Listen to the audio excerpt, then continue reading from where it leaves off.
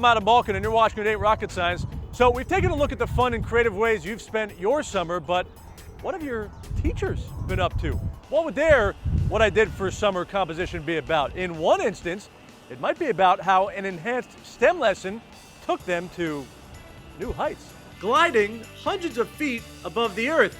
Not exactly the type of lesson plan you'd expect your teachers to be working on during the summer break, but nothing teaches as effectively as first-hand experience. I was taken up into the air by a former NASA astronaut for my own personal experience so that I can take what I know now and feel back into the classroom for my students. It's all part of a program sponsored by Teachers in Space, an organization that promotes STEM education by engaging educators in first-hand experiences. We were able to go into a glider and learn the physics, of the maneuvers, then execute the physics through experiencing the flight. Teachers in Space is about giving the teachers the excitement in STEM studies, giving them real experiences, real connections, and real stuff that they can take back to their classroom to get the kids excited too. We're getting talks from astronauts and meteorologists who work for NASA. It's just there's so much information to be able to relate my content to some real world stuff. It becomes more tangible to the students. These teachers spent a week learning about flight, takeoff, and then measuring data collected using sensors they built themselves. They'll take these lessons back into the classroom with hopes of taking their curriculum to new heights. Students in Ohio are also applying the principles of science to reach their destination using gravity to help them get across the finish line. Carolyn Wagner has the story. It's Newton's Law in action. Students don helmets and let gravity take the wheel as they race down the track at the 76th annual First Energy All-American Soapbox Derby in Akron, Ohio. It's just fun going up and down hills like if you were sledding down a giant hill. It's like that, except you're on wheels and there's no snow.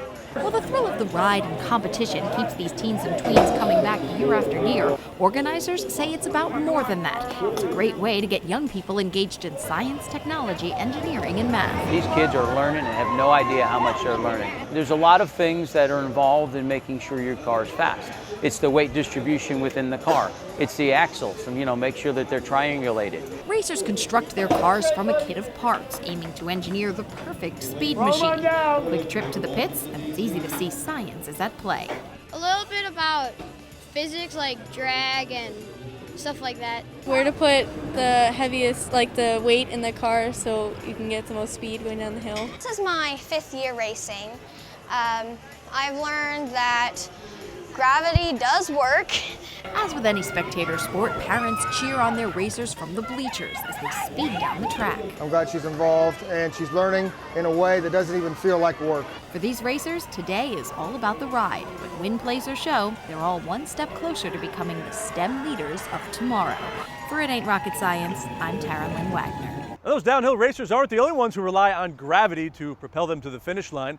Olympic athletes are spending their summer training for the next big competition, the Winter Games in Sochi, Russia, this February.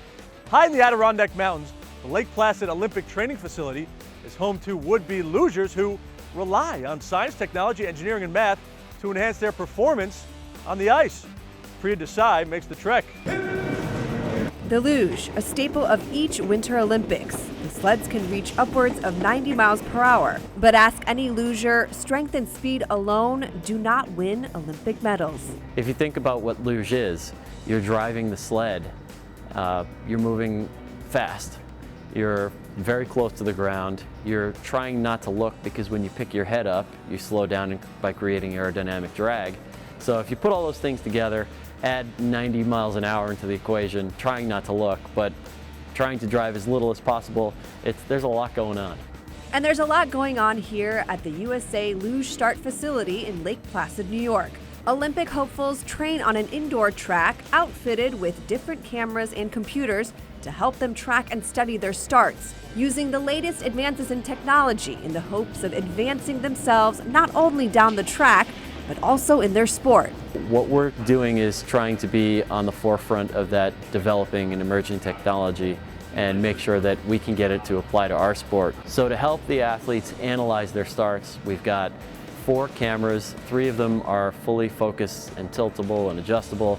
We've got a system of timing eyes that allows the athletes to look at their starts at different splits. But Shear, a former Olympic medalist himself, says that the technology they use isn't the only component needed to succeed in luge. Luge is a very mental game, and just like most other sports, you know, you can have the greatest athlete in the world, but you still need the software to run the computer. I actually study electrical engineering, so I'm a very math and science-based person, and this sport can drive you crazy. There's so much to analyze, so much data. With their sights set on Sochi 2014, these Olympic hopefuls are hard at work, using those math and science skills every step and slide along the way. The way I analyze numbers, I think it helps me when preparing my training program, seeing where I'm losing time on the track or in the start. Because our body is the sled, aerodynamics is huge. If we're picking up our head a little bit, even though it allows us to see and we can be more precise, we're also losing speed. Because when racing at speeds in excess of 90 miles per hour, every last second counts. To see how math and science help your favorite sports stars succeed, check out Time Warner Cable's STEM and Sports Initiative and visit connectamillionminds.com. For at 8 Rocket Science, I'm Priya Desai. The mystery of the deep blue sea. Coming up, we'll take a look at how some teens are working to explore life in our vast oceans and to unravel the secrets hidden beneath. While another equally adventurous group of students plays host to visitors at the Museum of Natural History on a journey through time, we'll go along for the ride after the break.